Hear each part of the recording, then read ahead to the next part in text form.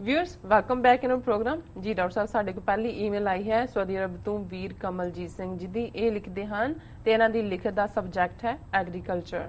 Doctor साहब ਅਤੇ ਬੀਬਾ ਨੀਲਮ ਕੌਰ ਜੀ ਵਾਹਿਗੁਰੂ ਜੀ ਕਾ ਖਾਲਸਾ ਵਾਹਿਗੁਰੂ ਜੀ ਕੀ ਫਤਿਹ।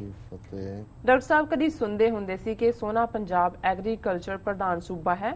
ਲੋਕ ਸਿਹਤਮੰਦ ਹਨ, ਖੁਸ਼ ਮਿਜ਼ਾਜ ਹਨ ਅਤੇ ਦਿਨੋਂ ਦਿਨ ਤਰੱਕੀ ਕਰ ਰਹੇ ਹਨ।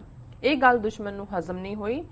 ਉਸ ਨੇ ਸਕੀਮ ਲਗਾਈ ਕਿ ਪੰਜਾਬ ਨੂੰ ਐਗਰੀਕਲਚਰ ਤੋਂ ਕਲਚਰ ਸੂਬਾ ਪ੍ਰਧਾਨ ਬਣਾ ਦਿੱਤਾ ਜਾਵੇ। ਫਿਰ ਪੈਦਾ ਹੋਏ ਖੁੰਬਾਂ ਵਾਂਗ ਕਲਾਕਾਰ।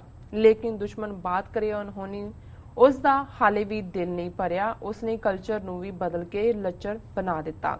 ਹੁਣ ਤਾਂ ਪੂਰਾ ਚਰ ਜਾਣਾ ਬਾਕੀ ਹੈ। ਉਹ ਵੀ 70 ਤੋਂ 80% ਜਵਾਨੀ ਖਾ ਗਿਆ। ਲੇਕਿਨ ਅਫਸੋਸ ਕਿ ਆਪਣੇ ਅਖੌਤੀ ਜਥੇਦਾਰ ਪੰਥਕ ਜਥੇਬੰਦੀਆਂ ਸਭ ਭੰਡੀ ਪ੍ਰਚਾਰ ਲੱਤ ਖਿੱਚੂ ਸਿਆਸਤ ਵਿੱਚ ਮਸਰੂਫ ਹਨ। ਆਪਸੀ ਤਾਲਮੇਲ ਮਿਲ ਕੇ ਚੱਲਣਾ ਏਕਤਾ ਤੋਂ ਕੋਹਾਂ ਦੂਰ ਭੱਜਦੇ ਹਨ। डॉक्टर साहब वाहिगुरु करे अजे भी मौका संभालिया जा सकता है अगर सब इकट्ठे हो जान। तां सतगुरु जी अगे सब अरदास करो जी, कोई होई गलती दी माफी। वाहिगुरु जी का खालसा वाहिगुरु जी की फतेह। डॉक्टर साहब वीर कमलजीत सिंह जी का बहुत बहुत शुक्रिया। उन्होंने उस सऊदी अरेबिया की धरती तो जिहड़ी इस्लाम के लिए मुकद्दस है, पर जदों असीं देखते हैं कई बार सख्त कानून सख्त लाइफ स्टाइल भी सानू नज़र आता है उस धरती के उत्ते जी। पर उत्थे बैठ के जिस तरीके दे नाल वीर पंथक दर्द रखते हैं, पंजाब की स्थिति नूं समझते हैं, उस बारे इन्हां दी बड़ी खूबसूरत टाइप हुंदी है, पंजाबी दे विच ही लिख के भेजते हैं। सो उन्होंने बड़ी कारगर गल कही। हालांकि या एक बार MS रंधावे नूं जिहड़े कि एग्रीकल्चर यूनिवर्सिटी लुधियाना दे जिहड़े फाउंडर वाइस चांसलर ही सन, उन्हां नूं किसी ने कहा कि जी असीं जदों किते भी बाहर जांदे हैं ते किते कत्था कल्ली हो रहा, किते भारत नाट्यम है, कोई होर अपना कल्चर दे नां थल्ले करदे ने, ते जदों असीं अपने लिए कुछ कहना चाहुंदे हैं ते ओह कहंदे ने कि जी पंजाब दा तां Punjab has only one culture and that is agriculture G. कि भी जिवें पंजाब दा, तो उन्होंने बड़े खूबसूरत अंदाज किया। उन्होंने कहा कि भी वी शुड अंडरस्टैंड कि agriculture is the mother of all cultures जी जी।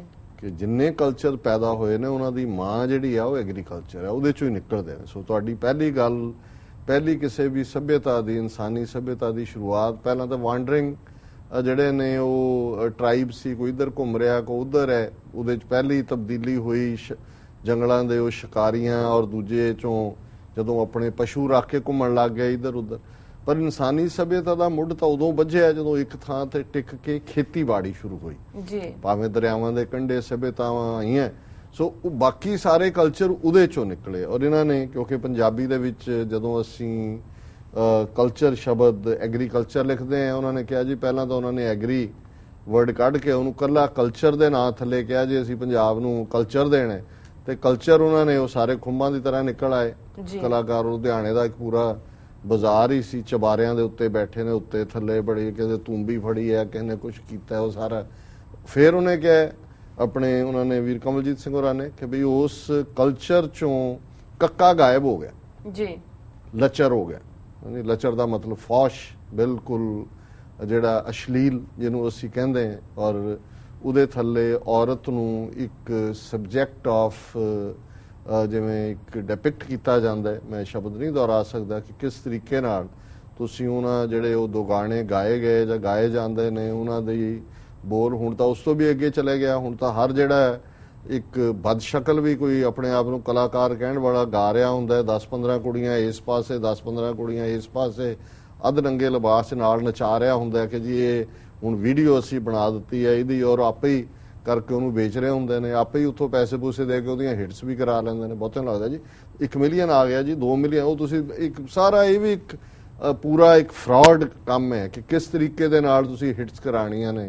और ये सारा जिहड़ा उन्होंने कहा जी कि भी वो जिहड़ा लचर आ गया, तो लचर चों फिर क्योंकि पंजाबी च लला चच्चा रारा लचर लिखा, फिर उन्होंने लला उड़ाता कमलजीत सिंह। उन्होंने कहा जी लचर का नतीजा चर कि साडी 70-80% जवानी जिहड़ी वो चर गया है जी। सो जिथों शुरू होया सी साडे खूबसूरत पंजाब दी सोहनी धरती, और जिस बारे जिहड़े ने जिहड़े गीत और पंजाब दे कि भी मैं वासी देश पंजाब दा मेरियां सिफतां कौन करे, ਜਿਸ ਪੰਜਾਬ ਨੂੰ ਧਨੀ ਰਾਮ ਚਾਤਰਕ ਨੇ ਗਾਇਆ, ਪ੍ਰੋਫੈਸਰ ਮੋਹਨ ਸਿੰਘ ਨੇ ਗਾਇਆ, ਪ੍ਰੋਫੈਸਰ ਪੂਰਨ ਸਿੰਘ ਨੇ ਗਾਇਆ, ਉਸ ਪੰਜਾਬ ਦੀ ਧਰਤੀ ਜਿੱਥੇ ਕਿ ਇਹ ਬੇਪਰਵਾਹ ਪੰਜਾਬ ਦੇ ਮੌਤ ਨੂੰ ਮਖੌਲਾਂ ਕਰਨ, ਮਰਨ ਥੀ ਨਹੀਂ ਡਰਦੇ, ਪਿਆਰ ਨਾਲ ਇਹ ਕਰਨ ਗੁਲਾਮੀ, ਜਾਨ ਕੋ ਆਪਣੀ ਵਾਰ ਦਿੰਦੇ, ਪਰ ਟੈ ਨਾ ਮੰਨਣ ਕਿਸੇ ਦੀ, ਖਲੋ ਜਾਣ ਡਾਂਗਾ ਮੋਢੇ ਤੇ ਉਲਾਰ ਕੇ। ਇਹ ਪਿਆਰ ਦੀ ਧਰਤੀ ਜਿੱਥੇ ਕਿ ਤੁਸੀਂ ਜਿਹੜਾ ਉਹ ਹਰ ਇੱਕ ਦੇ ਲਈ ਸਰਬੱਤ ਦਾ ਭਲਾ, ਗੁਰੂ ਸਾਹਿਬਾਨ, ਸੂਫੀਆਂ ਦੀ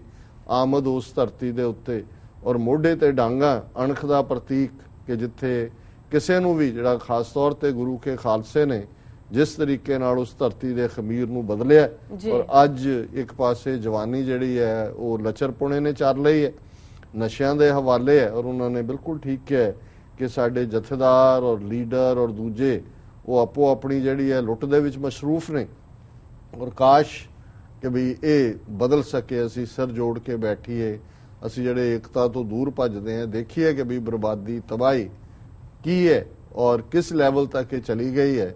ਔਰ ਇਹਨੂੰ ਜਿਵੇਂ ਬੁੱਲੇ ਸ਼ਾਹ ਨੇ ਕਿਹਾ ਕਿ ਭਾਈ ਉਹ ਜਿਹੜੇ ਤਬਾਹ ਹੋ ਰਹੇ ਨੇ ਉਸ ਧਰਤੀ ਦੀ ਇਹ ਪੁਕਾਰ ਹੈ ਕਿ ਛੇਤੀ ਬੋੜੀ ਵੇ ਤਬੀਬਾ ਨਹੀਂ ਤਾਂ ਮੈਂ ਮਰ ਗਈ ਹਾਂ, ਕਿ ਉਹ ਤਬੀਬ, ਹਕੀਮ, ਡਾਕਟਰ ਛੇਤੀ ਬੋੜੀ ਵੇ ਤਬੀਬਾ ਨਹੀਂ ਤਾਂ ਮੈਂ ਮਰ ਗਈ ਹਾਂ। ਅੱਜ ਹਾਲ ਇਹ ਹੈ ਕਿ ਉਸ ਧਰਤੀ, ਉਸ ਦੀ ਜਵਾਨੀ, ਉਸ ਦੇ ਜਿਹੜੇ ਨੇ ਬੇਬਸ ਸ਼ਹਿਰੀ ਇਹੀ ਨੇ ਪੁਕਾਰੀ ਕਰ ਰਹੇ ਨੇ ਕਿ ਸਾਨੂੰ ਕਿਸੇ ਤਰੀਕੇ ਨਾਲ ਇਹ ਨਿਰੰਕਾਰ ਬਚਾਓ। ਸੋ ਇਹਨਾਂ ਦਾ ਵੀਰ ਕਮਲਜੀਤ ਸਿੰਘ ਜੀ ਦਾ ਬਹੁਤ ਸ਼ੁਕਰੀਆ, ਉਹਨਾਂ ਨੇ ਸਾਨੂੰ ਸਾਊਦੀ ਅਰੇਬੀਆ ਤੋਂ ਲਿਖਿਆ। ਜੀ ਰਸਾਸ ਨਾਲ ਲੈਣੇ ਬ੍ਰੇਕ। ਵਿਊਅਰਸ ਤੁਸੀਂ ਨਾਲ ਇਸ ਤਰ੍ਹਾਂ ਬਣੇ ਰਹੋ, ਮਿਲਦੇ ਹਾਂ ਛੋਟੇ ਜਿਹੇ ਬ੍ਰੇਕ ਤੋਂ ਬਾਅਦ।